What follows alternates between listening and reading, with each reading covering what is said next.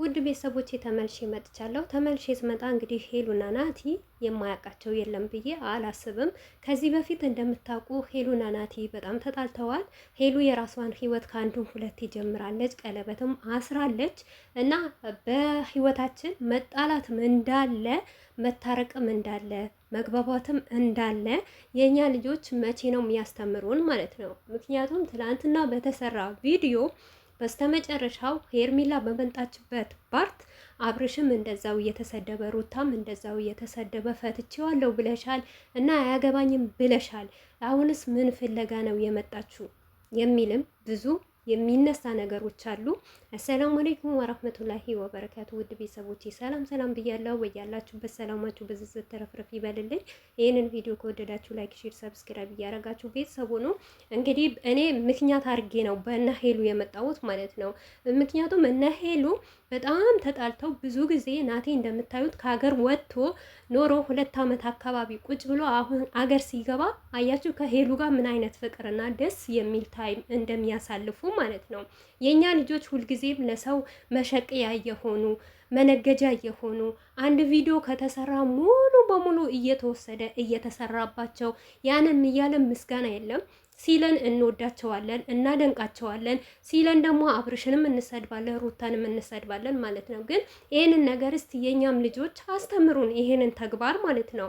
ሁልጊዜም እናንተ እየተሰደባችሁ ኦዲየንሳችሁ እየተሰደበ የአብርሽ ፍየሎች የአብርሽ በጎች እየተባልን እንዲሁም ደግሞ የሩታ በጎች እየተባልን የተለያየ ነገር እስከ መቼ ነው? ለእኛስ ችግር የለብንም። ምክንያቱም እኛ እናንተን ወደን ፈቅደን ስለሆነ በእኔ በኩል ችግር የለብኝም። ግን እናንተስ መቼ ነው ባለትዳር ወንድ እንደተጣላም እንደተፋታም ነገር ግን ለትዳራችሁ ዋጋ እንደተከፈለ ለምሳሌ አብርሽና ሩታ ቢጣሉ ግን የጥላቻው መንስኤ ምን አክል ታግሳችሁ ከዚህ በፊት የምትሰሩት የነበረ ነገር ማለት ነው። ትዕግስት ኖራችሁ ሰብር ኖራችሁ እና ከተጣላችሁም በኋላ በምን አይነት ሁኔታ እንደምትግባቡና መልሳችሁ ደግሞ ወደ ትዳራችሁ እንድትመለሱ ለምንድን ነው ማታስተምሩን? ምክንያቱም ሁልጊዜም በቃ የጥላቻ መንፈስ እንዳለበት የጭቅጭቅ የሆነ ነገር ከምታስተምሩን እስቲ አንዳንዴ የተለያየም ሰው በቃ ባሊና ሚስቱ ተለያይቶ ነበር እንዴት ተደርጎ እንደሚገናኙና እንዴት ተደርጎ ደግሞ እንደሚጋቡ በስነ ስርዓት ደግሞ ያ ያለፈው ህይወት ትተው አሁን የቅርብ ያላቸውን ህይወት እንደሚመሩ ለምን አታሳዩ ነው ማለት ነው የኛ ልጆች። በዚሁ አጋጣሚ ይሄንን ነገር መናገር የፈለኩት እነ ሄሉ ማለት ነው እውነት ለመናገር ማለት ነው ሄሉ ከአንዱም ሁለቴ የራሷን ህይወት ጀምራለች።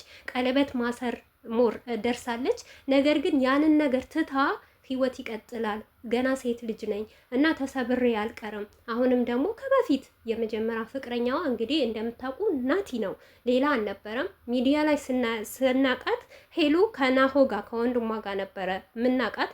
ናሆ ካገባ በኋላ ወደ ትዳሩ ሲሄድ ከአባቷ ከተለያየ ሰው ከእናቷ ስትሰራ በመሀል ደግሞ ናቲ መጣ። ከናቲ ጋር በጣም ከሀገር ሳይወጣ በፊት ጥሩ ቪዲዮ እየሰሩ አስቂኝ ቪዲዮ እየሰሩ እንዲሁም እየተጣሉ በተለይ ደግሞ ሄሉ ፕራንክ በማድረግ ደግሞ በጣም የምትመቸኝና የምወዳት ዩቱበር ብትኖር እሷ ናት ማለት ነው። እና ይህንን ላይፍ እያሳለፉ ያው የሰው ልጅ ህይወት ነውና ተለያዩ ከናቲ ጋር ማለት ነው። አሁን ግን ተገናኝተው ማለት ነው የዛኛውን በቃ እንደው በአይምሯቸው እንደሌለ እውነት ኦዲየንሳቸው ራሱ ደስ ሲሉ ማለት ነው። አሁን ናቲና ሄሎ ቤት ብትገቡ የአብርሽ ደጋፊዎች ሞር ማለት ነው አብርሽና ሩታቸው ደህና ሰንብቱ እና እዚህ ቤት ፍቅር አለ ፍቅር የሞላበት ቤት እያለ ኮሜንት አንብቡ አንዳንዴ ማለት ነው። እና ብዙ ጊዜ ደግሞ ሳየው ለአብርሽና ለሩታ ደግሞ እንደዚህ አይነት ህይወት ተመኘውላችሁ ደስ የሚል ህይወት የሚል ብዙ ነገር አለ። ግን እስከ መቼ ድረስ አብርሽና ሩታ ኦዲየንሳቸውን አስንቀው ራሳቸውን አስንቀው አሁን ትላንትና በስተመጨረሻ በተሰራው ቪዲዮ ማለት ነው ሄርሜላ እንዴት አድርጎ ሊያስቀምጥ ቻለ፣ ሩታን እንዴት አድርጎ ሊያስወጣ ቻለ የሚባል ብዙ እኔ እንጃ። እኔ በህይወቴ ቲክቶክ ካልጠፋ የሰውን ህይወት ያምራል ብዬ ወይም ደግሞ ያብባል ብዬ አላምንም።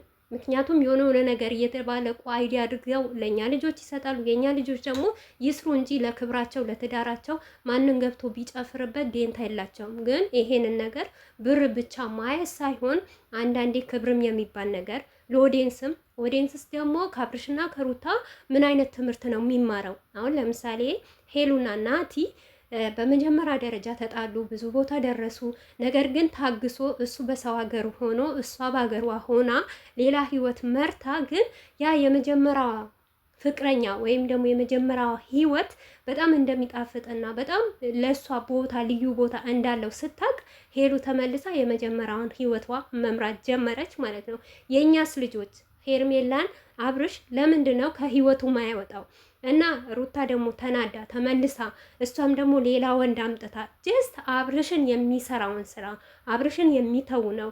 አብርሽን እዚህ ጋር ተው፣ ከውሽሚት ጋር ይቅርብህ፣ ውጣ ከህይወት አስወጣ ስንላት ድጋሚ ደግሞ ቦታ የምንሰጣት የምንወዳት እህታችን ሩታ ተመልሳ ደግሞ አብርሽ በሚሰራው በጭቃ ስራ በጣም በሚያስጠላ ሁኔታ ስትገባ ይሄ የሁላችንም ልብ ይሰበራል። በዚሁ አጋጣሚ ይሄንን ነገር ሩታ ከሌላ ወንድ ስትመጣ እኛ ወደን አይደለም፣ ይሄንን ነገር እንደማታረግ እርግጠኛ ስለሆነ ነው። እኛ አብዛኛው ጊዜ ሩታ እንዲህ ነገር አታረግም። እንዲህ ሩታና አብርሽ በምን ይለያያሉ መሰላችሁ? እውነት በመሀላቸው በጣም ትልቅ ልዩነት አለ። አብርሽ የሆነ ሄርሜላ የሆነ ነገር ስታረገው ታዞላት ነው የምታረገው። ምክንያቱም አንድ ቀን እንኳን ስስመ እንኳን ስርዓት ባለ መንገድ ሳምኝ፣ እንዲህ ነገር አታርጊ። ባለ ትዳሩ እንደውም አሁን ፈርሷል፣ ትዳሩም ሳይፈርስ በፊት ማለት ነው። አብርሽ ሩታ ግን ምን እንዳለ ታውቃላችሁ? እሱ ያረጋትን ምን አይነት ህመም እንደሚሰማ። ምክንያቱም አብርሽ ሌላ ሴት ስስመው ሩታ ውስጥ ምን አይነት ስሜት ይሰማታል፣ ምን አይነት አክል ልቧን ይቆስላል በማለት ነው ያንን ነገር ለማስተማር ነው። ከአንዱ ሁለቴ በሩታ ህይወት ብዙ ወንዶች መጥተዋል የምትሉ ሰዎች አላችሁ ማለት ነው። በሩታ ህይወት ብዙ ወንዶች ቢመጡ፣ ዳኒ ቢመጣ፣ ረሙሚ ቢመጣ፣ የተለያየ ወንዶች ቢመጡ ያለ ምክንያት አይደለም የመጡት ማለት ነው። አብርሽ በመጀመሪያ ደረጃ የሰራውን ከጽጌ ጋር አንስቶ የሰራውን ስራ ያንን ነገር ለመክፈር በስተመጨረሻ ይሳቅን አመጣች፣ ረሙንም አመጣች። ረሙንም ስታመጣ ተናግራ ነው ሩታ ማለት ነው። አብርሽን ለበሰራቸውን ስራዎች ወይም ደግሞ ላረጋቸውን ስራዎች ትምህርት ለመስጠት ነበረ ሩታ ይሄንን ሁሉ ወንድ ያመጣችው ማለት ነው። ይሄንን ሁሉ ወንድ ስታመጣ ግን እንደ አብርሽ በዝምታ አይደለም፣ ተናግራ ነው።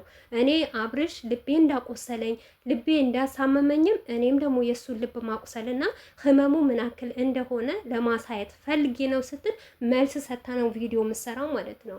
ግን እኔ ሌላው ነገር ይቅርና አብርሽና ሩታ ሁልጊዜ ውሸት ሳይሆን ሁልጊዜ ድራማ ሳይሆን ያሌለ ያለ ነገር ማውራት ሳይሆን አንዳንዴ ለእኛም ደግሞ የሚጠቅመን ነገር ቢያስተላልፉልን ብዬ ነው ማምነው ማለት ነው። ሁልጊዜ አንድ አይነት ስራ፣ ሁልጊዜ መጣላት፣ ሁልጊዜ በጨቃጨቅ፣ ዛሬ ፍቅር ናቸው ሲባሉ ነገ ሌላ ነገር። እንግዲህ ዛሬ ደግሞ ምን እንደሚፈጠር አላውቅም። አብርሽ እንግዲህ ልጁን አልሰጥም ናፍቆኛል ድጋሚ ሊል ይችላል ማለት ነው። እና በእንደዚህ አይነት ነገር የኛ ልጆች ብትርቁ መልካም ይመስለኛል። አንዳንዴ ጥላቻም እንዳለ ፍቅር እንዳለም ደግሞ ብታስተምሩኝ ለእኔ መልካም ይመስለኛል። እንግዲህ ውድ ቤተሰቦቼ የእናንተ አስተያየት ምንድን ነው? እኔ በአሁን ሰዓት ሄሉና ናቲ በጣም ደስ የሚሉኝ ዩቱበሮች ናቸው ማለት ነው። ትምህርትም ያስተምራል ዩቱባቸው።